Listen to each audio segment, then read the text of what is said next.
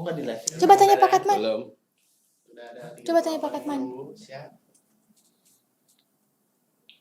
Udah. Apa aku mau ke Katman?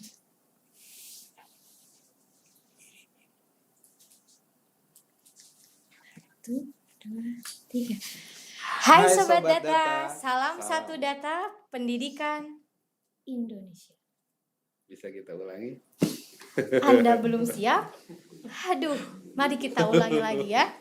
Oke, 1, 2, 3. Hai Sobat Data, salam satu data pendidikan Indonesia. Oke. Baik, sahabat data atau sobat data yang kami hormati, ya. Insya Allah pada sesi kedua ini kita akan membahas putar tanya jawab, ya. Teman-teman yang sudah menuliskan pertanyaan tadi satu persatu akan kita bahas, ya, sehingga nanti unek-uneknya selesai ya Teh ya. Mudah-mudahan ya. Minimal bisa mengobati. Ya, gitu mudah-mudahan kan. ya. Tapi hati-hati ya, bukan mengobati yang lain. Hati yang lain. Hati yang lain. Baik, ya. Bapak dan Ibu, teman-teman sekalian, ini ada beberapa pertanyaan. Sudah saya grupkan. Yang pertama mungkin ada pertanyaan seperti ini Teh. Jadi si sekolah ini merasa bahwa dirinya sudah melakukan update rekening, gitu kan. Nah, akan tetapi ketika ada SK Kepmen yang gelombang pertama, dia tidak tercantum nama sekolahnya di situ, sehingga dana bosnya tidak cair. Nah, apa dan bagaimana langkah si sekolah ini? Jadi yang pertama, dulu kita udah pernah memberikan pada saat keputusan pada saat keputusan Pak Mas Menteri tahun 2020 salur dari rekening dari KUN langsung dari pusat langsung ke satuan pendidikan gitu kan. Otomatis Kemdikbud di situ mulai gerak cepat melihat rekening yang ada di sekolah berdasarkan pertama data Dapodik dulu. Dan ternyata banyak sekolah yang kurang valid ya memberikan datanya, karena ketika kita mau, contohnya hal sederhana Mas, kalau kita mau transfer ke seseorang, ke saudara kita, ya kan, lalu salah angka, salah digit 1, apakah akan terkirim? Tidak, tentunya tidak dong. Iya kan, tentunya kan tidak gitu kan. Nah, hal yang sama ketika memang sekolah itu mengirimkan nomor rekeningnya yang tidak valid, tidak terdata di bank gitu kan. Mungkin saya sudah update, karena apa? Saat ini memang di laman BOS Salur belum terkoneksi dengan bank gitu kan, sehingga ketika menuliskan lalu ada sekolah saya seperti ini kan belum ya. Jadi belum. Angka-angka yang diinputkan ke dalam laman BOS otomatis kan bisa, contoh BNI itu contoh kalau BNI itu 10 digit misalkan. Misalkan ya 10 digit. 0012345678 00 ya misalkan seperti itu. Lalu sekolah melakukan save di web, di web aplikasinya kan, langsung disimpan. Apakah akan update? Tertulis sukses, tentu ya. Tentu betul. Begitupun ketika misalkan nomor yang sebenarnya bukan 0012345678, tapi 0112345678, tersave nggak? Tersave. Makanya di sini memang perlu ketelitian dari kita sendiri ya, dari misalkan dari sekolah siapa yang menginputkan gitu kan, harus ketelitian. Nah, selanjutnya data nomor rekening ini itu kan kita cek dengan bank nih. Betul, di-cross-check kembali gitu kan. Diverifikasi berarti ya. Diverifikasi oleh bank itu sendiri. Nah, sekolah menginputkan pada laman BOS itu ada nama rekening. Nama rekening. Rekening atas nama. Rekening atas nama. Apalah itulah pokoknya ya. Oke. Dan ternyata kita lihat tuh datanya ada sekolah nomor rekeningnya sudah sama nih. Betul. Ternyata atas namanya, ya kan? Misalkan SD Negeri Daya Luhur 1. Ya kan?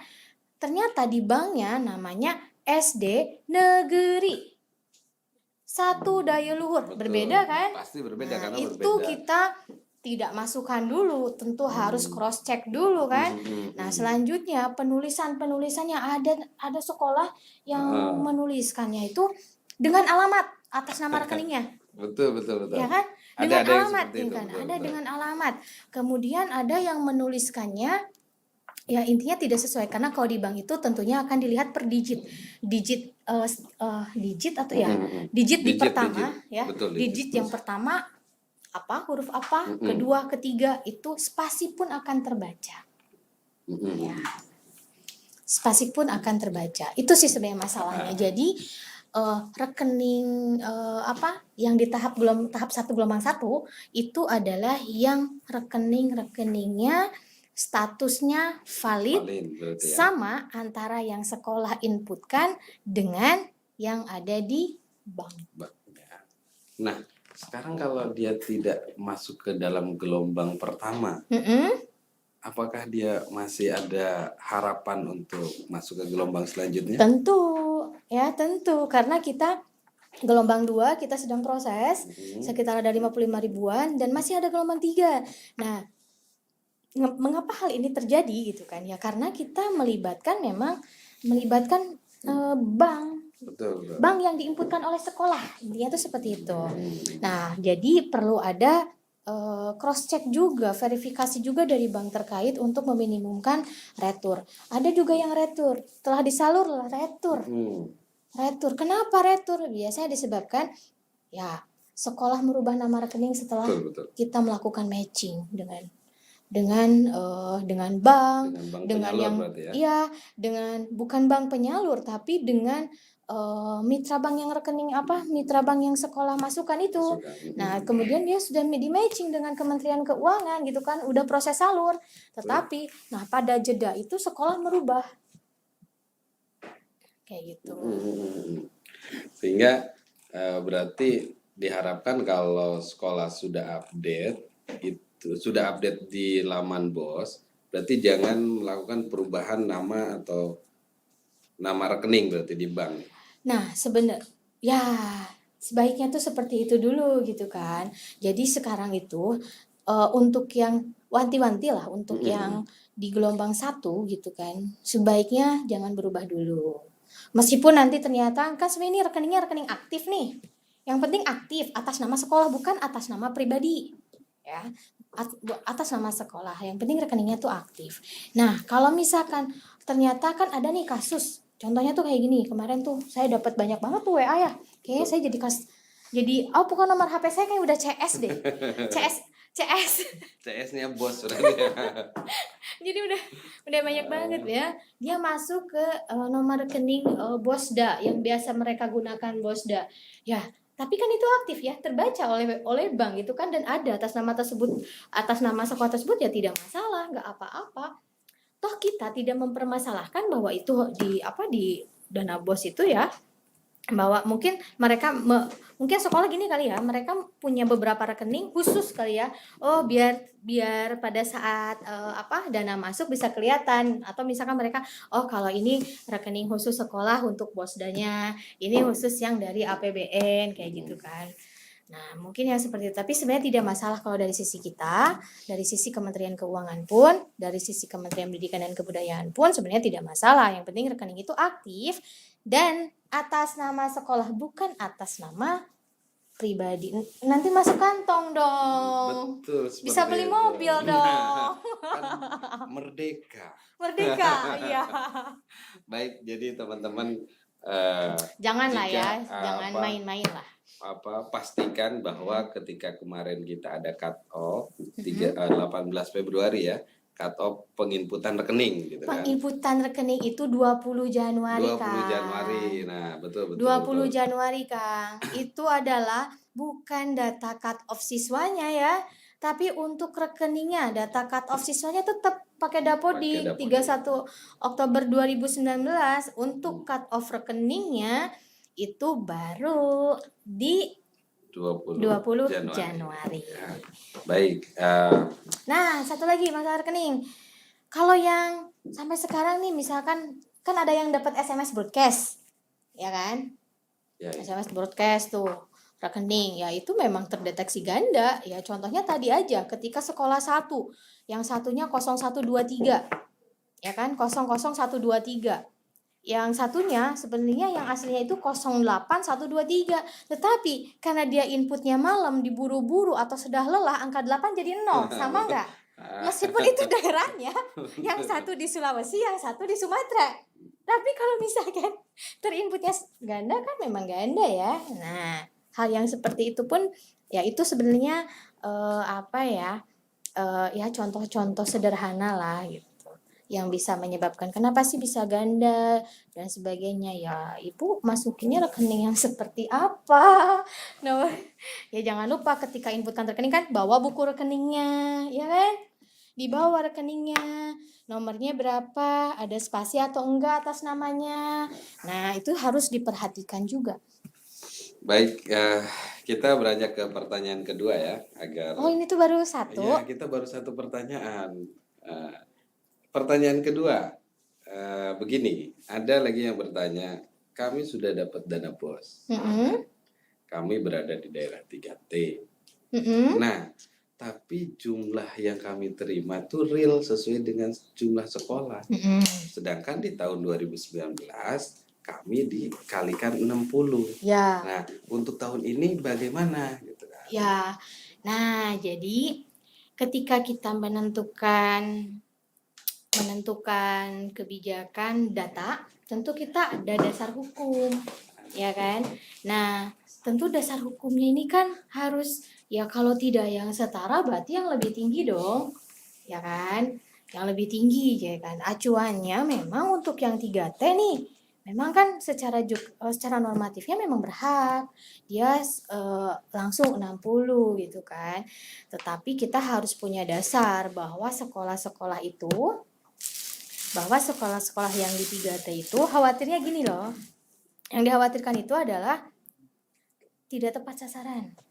Di mana datanya misalkan yang dulunya desanya itu desa tertinggal, sekarang dia sudah maju, desa berkembang.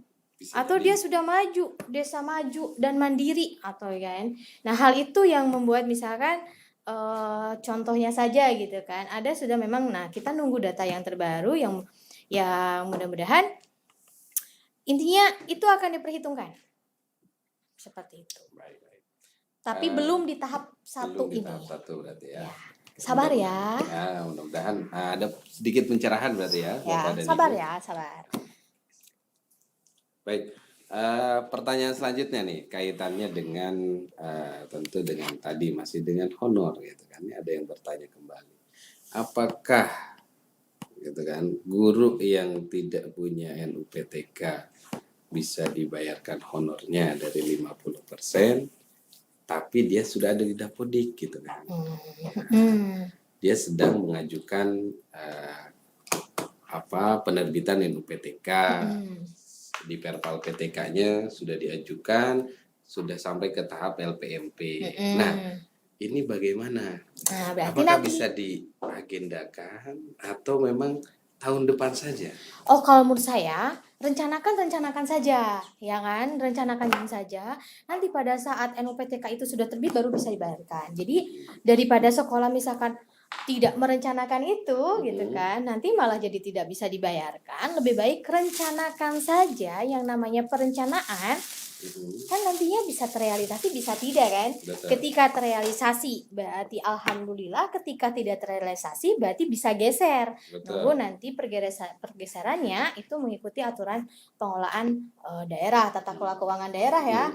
Yang intinya tetaplah merencanakan saja. Masalah terrealisasi itu tergantung dari kepada siapa honor itu akan diberikan.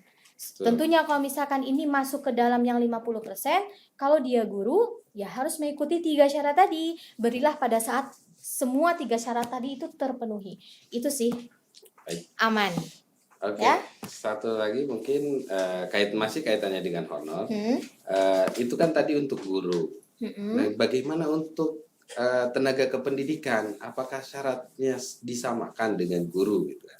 Tidak. Jadi yang 3 syarat itu hanya untuk guru kan. Ya, jangan salah. Nah, ini jadi banyak kalau penafsiran untuk yang salah gitu kan. Karena karena kan kita ingin kan gini, NUPTK nomor unik pendidik dan tenaga pendidikan. Tujuannya apa sih? Kan di situ sudah ada ya syarat-syaratnya. Dia harus minimal mengabdi berapa tahun, dia harus kualifikasinya juga sudah dijelaskan di situ gitu kan. Yang artinya apa? Kita ingin ya peserta didik kita di Indonesia ini yang ada maksudnya baik sekolah negeri maupun di sekolah swasta itu kita yakin bahwa mereka adalah guru-guru yang resmi terdata di Kementerian Pendidikan dan Kebudayaan. Ya itu sih, coba bayangkan kalau misalkan Bapak Ibu misalkan anaknya disekolahkan, misalkan ya anaknya disekolahkan di sekolah A, ya kan? Nah, orang tua tidak mengetahui kualifikasinya gitu kan. Kualifikasinya sebenarnya apa sih gitu kan. Nah, tentunya itu harus kita seragamkan di seluruh Indonesia ini gitu kan. Nah, intinya tuh kita pingin guru yang mengajar gitu kan, yang yang dibiayai dari dana BOS itu adalah guru-guru yang resmi.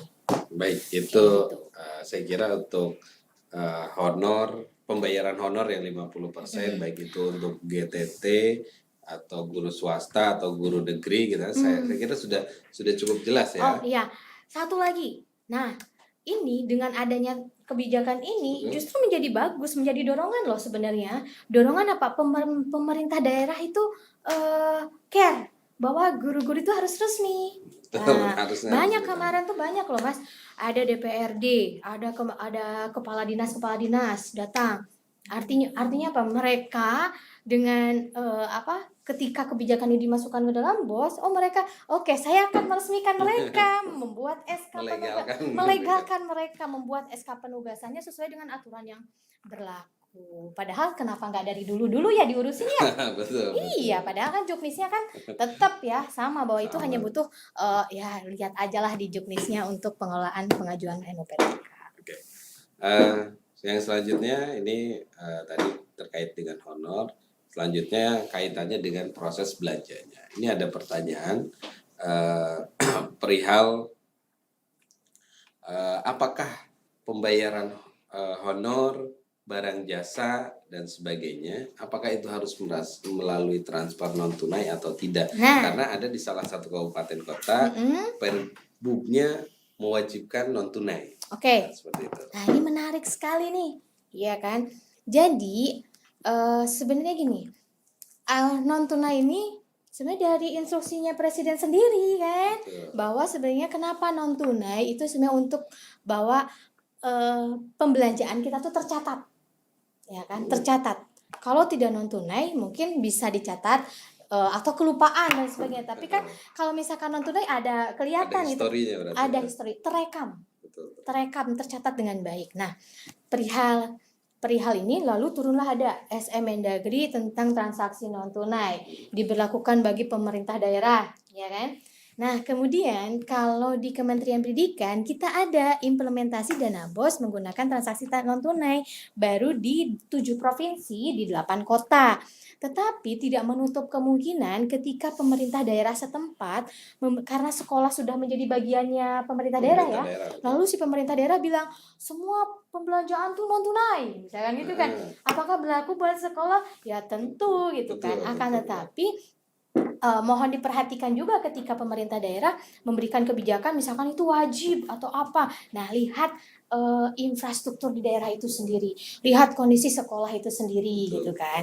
Nah, kalau yang di kita kan ada PBJ nih, ya kan? Betul. Nah, karena sebenarnya namanya pembelanjaan umumnya, ketentuan umumnya kan bisa luring, bisa daring kan. Nah, daringnya sekolah itu kan, daringnya sekolah karena kita punya aplikasi itu kan, bukan aplikasi sebenarnya, dia tuh apa ya, semacam platform lah. Ya. Betul platform ya. Ya, namanya tuh SIP lah, ya, Sistem Informasi Pengadaan Barang di Sekolah. Nah, itu gitu kan. Ya memang sekarang sekolah bisa lewat situ atau misalkan lewat yang online yang lainnya gitu kan. Dalam hal sekarang ini masih ada kekosongan, tapi lebih biar tercatat semuanya, apalagi nanti kalau udah gabung RKS nih, semua tercatat di Siplah, ya kan? Sekolah tinggal melakukan transaksi non tunai. Lalu bagaimana kalau misalkan non tunai di sini sebenarnya non tunai bisa online bisa enggak. Saya non tunai itu transfernya, pembayarannya, itu kan. Ya lakukan aja kan itu pemindah bukuan di bank aja. Betul. Bukan berarti yang seingat saya tuh gini, kalau sekolah itu misalkan non tunai itu dia mikirnya tuh online. Online. Kan padahal transaksi non tunai itu uangnya enggak tunai, enggak ada, enggak 100.000 gitu kan terus bayar ke toko gitu kan ya. Nah, enggak gitu non tunai itu kan, non tunai itu bisa kita melalui transfer. Nah, belanjanya bisa online, bisa enggak, tetapi cara bayarnya itu transfer. Tapi disarankan nih, diprioritaskan, disarankan lakukan secara yang terekam lah ya, online kayak gitu. Kita juga sudah ada gitu kan. Kalau udah ada Siplah bisa digunakan gitu kan, sekolah bisa aman di situ belinya gitu kan, meskipun memang harus check and recheck juga barangnya yang ada di situ ya, tidak menutup kemungkinan online pun, yang penting tercatat di RKS untuk pelaporannya. Oke, ada pertanyaan lagi di aplikasi RKS. Betul. Terkait dengan penggunaan dana gitu kan. Ini ada yang bertanya agak ini juga agak bukan lucu sih. Tapi kalau lucu ketawa dong. Iya, harusnya Coba ketawa, ketawanya. tapi bukan ketawa ini. Ini ada yang bertanya, apakah dana BOS itu bisa untuk membangun gapura gitu kan? Atau untuk pagar dan sebagainya. Lalu ada pertanyaan lagi, apakah dana BOS ini untuk bisa untuk konsumsi harian guru? Nah, itu pertanyaan memang kayaknya tergelitik gitu ya, konsumsi betul. harian guru gitu ya. Konsumsi harian guru gitu kan. Seperti itu. Mungkin bisa memberikan penjelasan bagaimana, apakah boleh atau tidak gitu kan. Seperti itu. Merdeka berarti ya. Merdeka. Nah, jadi intinya gini. Kembali lagi, meskipun kita tidak merinci satu persatu dalam juknis gitu kan, tapi kita harus lihat dulu. Tadi contohnya pagar, ya kan. Dalam hal kategori yang nggak boleh itu kan sebenarnya membangun, ya kan. Larangannya itu adalah membangun dengan kategori rusak sedang, rusak berat. Dalam membangun tuh nggak boleh, karena memang dana BOS tidak untuk membangun ya, tapi untuk katakanlah perbaikan, rusak ringan kayak gitu. Itu. Dan rusak ringannya itu dengan kategori rusak ringan 30% yang bisa dibiayai dari dana BOS. Kalau misalkan dalam kategori kalau misalkan membangun gitu kan, nah itu sebaiknya dihindari kalau kategorinya membangun gitu kan. Tapi pemeliharaan itu dipersilahkan gitu kan. Nah, pemeliharaannya sejauh mana? Nah, kalau misalkan Bapak Ibu bisa lihat standar sarana prasarana, bisa baca kategori, setiap kategorinya tuh ada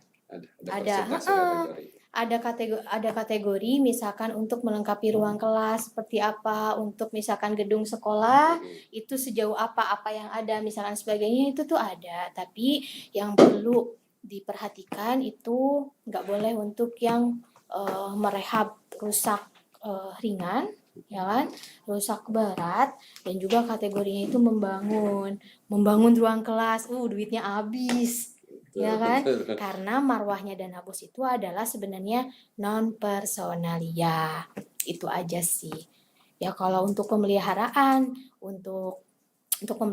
biar sekolah itu sehat, sekolah itu nyaman, sekolah itu menyenangkan, indah, itu kan ada juga. Nah, lihat lagi sekolah yang dimaksud sekolah nyaman dan menyenangkan. Lihat juknisnya, modul yang maksud sekolah menyenangkan tuh apa gitu kan, sarananya apa yang harus ada. Nah, itu kan boleh, silahkan aja. Mungkin satu pertanyaan lagi ya sebelum kita tutup, kaitannya dengan pengelolaan dana BOS afirmasi yang tahun 2019 nih, sekolah ini sudah kan terima. BOS reguler nih. Judulnya. Ini mau kita jawab atau kita bahas atau tidak? Ini kita cut aja karena tidak sesuai substansi ya. Nanti berarti kita perlu ada session lagi. Betul, nanti ada khusus tentang BOS, afirmasi dan kinerja gitu. Kita batasi ya cakupannya. Betul, harus kita batasi. Baik, teman-teman Udah sobat ini, data, ya, saya kira dari beberapa pertanyaan yang masuk sudah kami rekap, ya. Saya kira pertanyaannya mirip-mirip, tidak jauh beda dengan yang tadi kami bahas gitu kan, sehingga mudah-mudahan bisa sedikit tidaknya memberikan solusi bagi teman-teman di lapangan.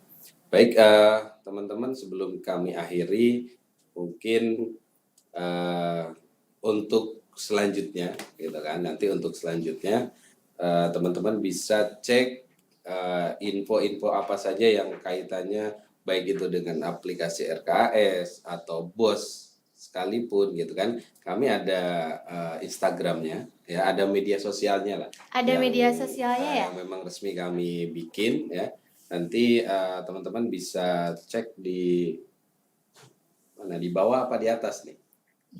Di atas, di bawah. di bawah berarti ya, di bawah. Kalau di iklan link di bawah kita ini. boleh nggak sih? Ya, boleh saja, nggak apa-apa, Boleh nanti ya? kita iklan ya. Boleh ya? Kalau Teh Triani Oh, ini saya mau juga iklan gitu kan, silakan nanti Iya dong, diiklankan kan di iklan bawah dong gitu kan. IG-nya. Nah, teman-teman nanti bisa di follow IG kami gitu kan, di aplikasi @RKS gitu kan, itu IG resmi kami, sehingga nanti informasi akan kami simpan juga di sana. Nah, terakhir mungkin dari Teh Tri ya, Teh Triani, ada quote atau penekanan lah terhadap sekolah dalam pengelolaan BOS. Oh ya, mungkin gini. Yang pertama, 1, ingat MBS, manajemen berbasis sekolah. 2, baca SNP. Ya, baca peraturan-peraturan tentang standar nasional pendidikan. Silahkan acu perencanaannya di situ. Yang ketiga, BOS untuk pendidikan yang lebih baik. Siap. Itu kali ya. Tadi katanya mau iklan apa? Oh, RKS mungkin. RKS, Oh, di rks.dikdasmen. Ya, silakan teman-teman ada ini. Oke. Follow.